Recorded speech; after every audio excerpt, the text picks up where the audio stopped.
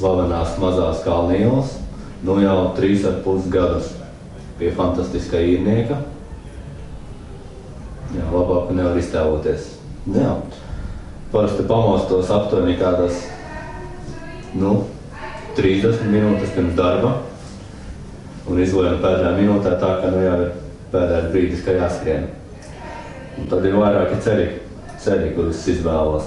Ir īsākie, kas nav diezko aizraujoši, bet, ja esmu pamodies drusku ātrāk, tad es dodos pa interesantākajiem ceļiem.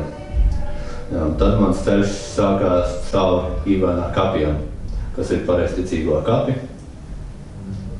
kas manī neizraisa nekādas emocijas un bailes. Jā. Esmu izgājis caur kapiem, tad man parasti priekšā pavērās brīnišķīgs kaut kāds ūdenstonis, laikam tas skaitās. Jā, un tad jau fonā var dzirdēt arī, ka brauc vilcieni. Tur ir tāda diezgan interesanta vietiņa, kur ir māja, un uzreiz pēc kādiem 50 centimetriem varbūt pat mazāk ir uzreiz žoks. Apaļīgākie vīri tur nevar īsti izlīsti, jo man ir jau sānis vitākā jāvien, un tad tev sanāk līst vienkārši gar pašu vienkārši sveša cilvēku mājas logiem. Jā, tad tālāk ir izvēle iet pa mazu bruģētu ieliņu, bet neslabāk tad izvēlos izlīst caur tuneli, kur agrāk padomu laikos sauca par ģērtuvi, jo tur vienkārši, kas gāja cauri, tur vienkārši kaut kādi padomu laikos tie vienkārši aplaupīja. Un tad strādniekiem instrumenti tā arī pazuda. Viņi gāja remontēt mājas un tad viņi uz ģērtuvi aptīrīja. Ja vēl izvēlās tādu interesantāko ceļu, tad noteikti ceļš garu Latgalīti, tirgus Latgalīti ir diezgan kolorīts, jo tur vienmēr ir vīri un sievas, kas piedāvā nopirkt šokerīšus, jeb elektrošokus. Un, ja nekļūdos, sieviete piedāvā pa 35 eiro to šokerīti, jo viņam bija arī lukturītis. Jā, tad tālāk esmu atklājis jaunu ceļu, jo man kaut kā patīk, ka tie vilcieni fonā brauc. Un tad es eju tādu diezgan baisu tuneli. Es man nebiju sen tur gājis. Un tad es uzreiz nokļūstu uz vilcienu peroniem.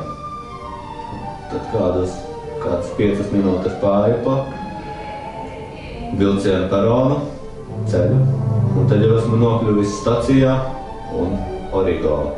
Atliek iziet cauri vēl vienam tunelim, pāri vienai gājai pārējai, un tad jau ir opera klāt. Darbu operā es sāku 2017. gada 11. aprīlī ar izrādi pie Zilās Donavas. Pirmās dienas, kādas 2 laikam vai 1, es pavadīju vienkārši sēžot un gaidot, jo tika šī iestāde, bet izrāde iestudēta. Jā, tad jau viss bija praktiski izdarīts, un tad bija vienkārši jāgaida pirmizrāde. Pirmizrādē es noskatījos vēl no malas, bet, kaut kādā 2. vai 3. izrādē man jau sanāca, ka mani piemeta pie puškas sēdēt un sekot izrādē. Biju diezgan nopies pirmās reizes. Biju piespiedies pie puškas, lai nekas nedrebētu un lai vispār trāpītu.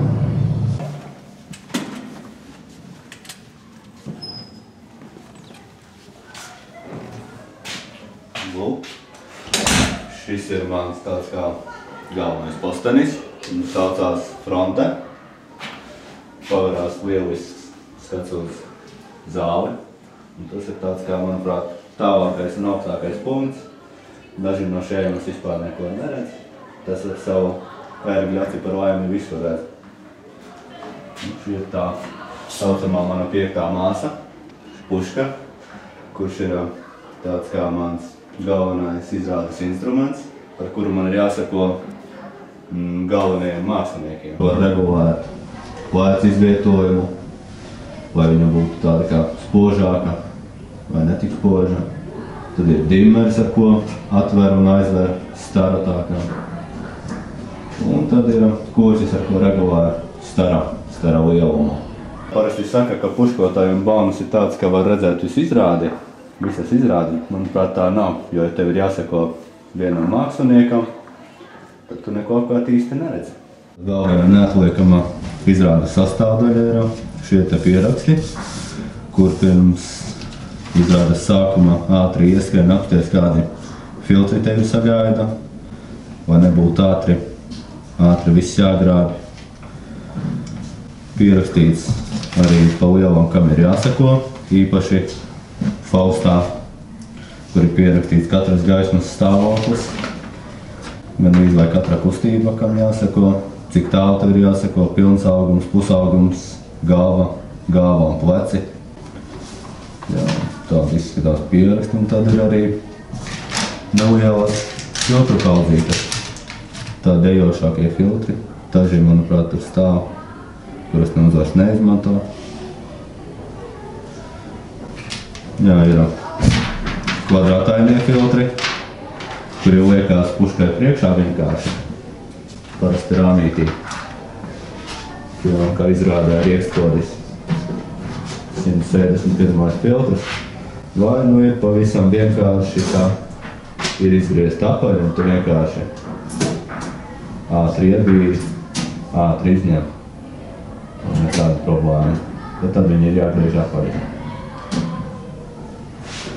Sākumā sekošana bija kā bija, ka tu neredzi vienkārši savu staru un ceri, ka tas ir trāpījis. It kā jau visi teica, viss ok, bet mēs pats redzējām, ka nav ok, protams. Un šobrīd, protams, ir jau tā ir pierasts, jau zinīs, jau aptuveni nojaust, kur tavs stars iet, un tad jau vairs nav pilnīgi nekāda stresa. Rokas netrīc, izņemot pirms falsta, tad ir tāds drusku uztraukums, kad ir jāsaņem sevi rokās. Jā, protams, neskait, cik izrādes esmu nosekojis. Bet, drīz būšu redzējis visu repertuāru, kas ir pieejams operā.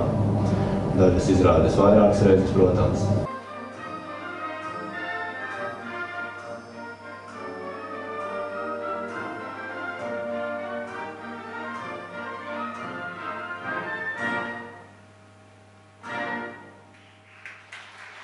Darbs operā ir diezgan mainīgs man tādu kā skatījumu apkārt, jo visur, kur es ieraugu uzreiz gaismas, uzreiz skatos, kas tur ir pa aparātu un kā viss ir izvietots, cik viss ir nepareizi, vai tieši pareizi izvietots. Jā, un arī iepriekš nebija īsti tāda priekšstata, ka ir vispār tik daudz lampu, tik daudz visādu veidu, ka viņām ir kaut kādas dažādākas jaudas, ka nevar vienkārši visas lampas slēgt parastā rozetē. Tā jau tā kā tas viss ir apjausts un liekas pašsaprotami. Jā, pirmās reizes liekot uz izrādi visādas aparātus un velkot vadus vienkārši, protams, neko nesapratu, īpaši ieraugot pierakstus, kur ir viss sazīmēts it kā. Visi saka, ka viss ir vienkārši, bet man tas vēl nelikās vienkārši.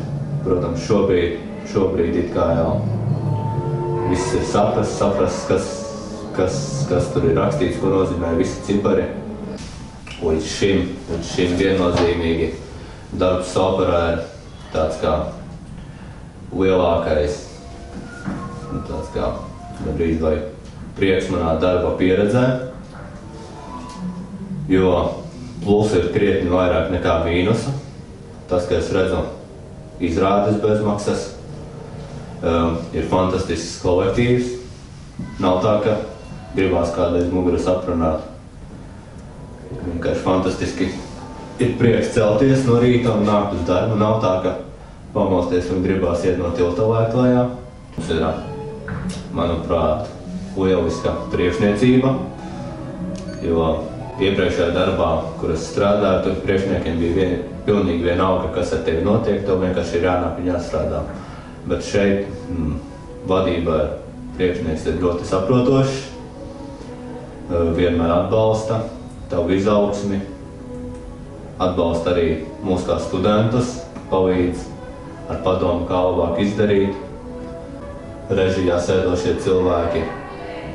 Man būtu grūti strādāt ar cilvēkiem, kas varbūt kaut ko nezina, un es nespētu mierīgi pateikt, ka tu esi izdarījis slikti, bet viņi kaut kā prot mūs iedvesmot un jā, kaut kā tā.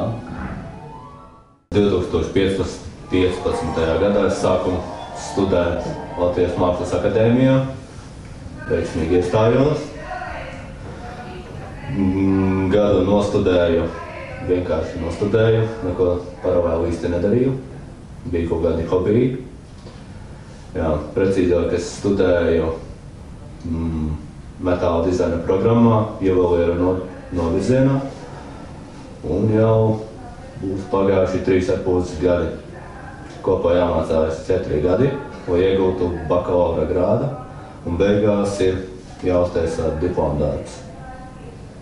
Mākslas akadēmijā metāla nodaļā ir tāda leģenda, kuru mēs saucam par mammu. Jāatklāj, ka ne tikai Mākslas akadēmija ir šāda leģenda, ir arī iepriekšējā skolā, kur es studēju, šāda leģenda mamma. Tā bija Reizeknas Mākslas un dizaina vidusskola. Jā, šī leģenda ir lielā metāla virpa, kura ikvienā vīrietī, kur no vēl sievietē izraisa bailes un respektu. Jo nav tā, ka viņa darbojās katru dienu. Viss ir atkarīgs, kāds šai virpai mammai būs gara stāvoklis, jo, ja tu viņai nepatiks, viņa nedarbosies vienkārši, vai darīs kaut ko pilnīgi aplami.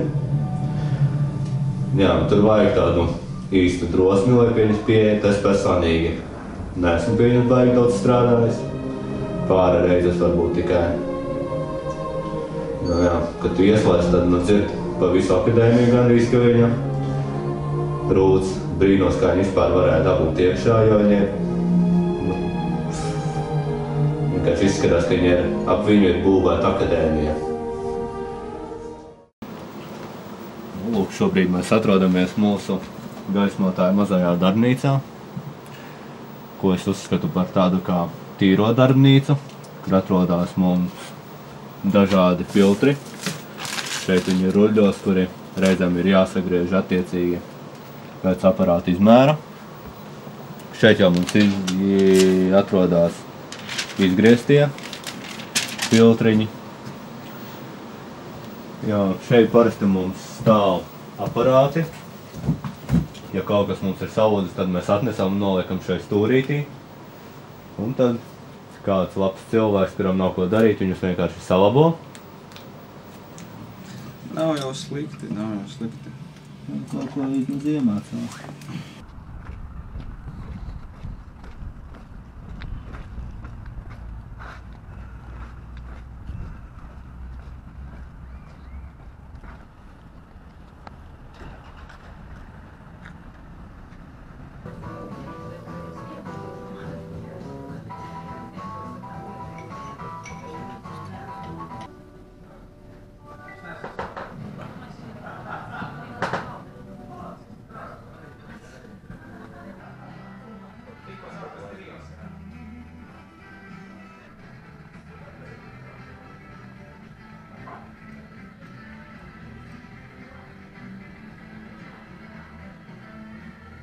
Tavs sliktais ieradums. Gulēt, tad iedodiet kādi iespēja. Roland. Jāsako. Daudzi. Roland. Mosties. Jāsako ātri.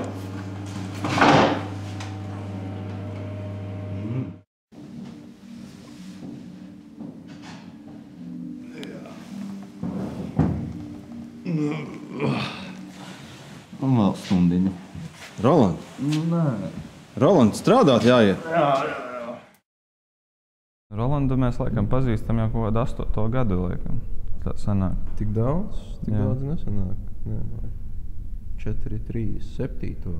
7. gadu. Nu, jā. Jau gadu, jā. Jā. Sākumā mēs pat viņa vārdu īsti nevarējām atcerēties. Bija Ronalds, Rinalds, Rihards, un tad beigās mēs bijām optimizējušies uz Roltons. It kā laikam nē. Nekad tas negācies, tas viņam nav sagādājis. Nekad. Viņš jau nekad neizrādīja, ja viņam kaut kas nepatīk. Viņš noklusēja parasti. Nu, arī krupjā viņš magais pārtiek no krupja. Bet īstenībā viņš iekšā ir ļoti labs. Ja viņš pasaka, tad viņš izdara, tas ir obligāti, tas ir vienmēr. Uzticēties viņam arī var maksimāli. Viņš mīl kaķus. Nu, kaķi viņam patīk, ugunsgrēku viņš no sirds skatījās. Un šlāgeru mūzika noteikti ir viņam netikums. Jā, tas ir briesmīgākais, laikam, kas te cilvēki. Bet tas ir vispār noziegums pret cilvēci. Virtuālajā vidē tas ir pilnīgi cits cilvēks. Tur ir jātaisa cita reportāža par virtuālo vidi. Virtuālā vidē viņš arī ir Don Juans. Nu jā, viņš ir ļoti tāds iekšā vērsts. Šeit viņš ir diezgan stipri atvērties.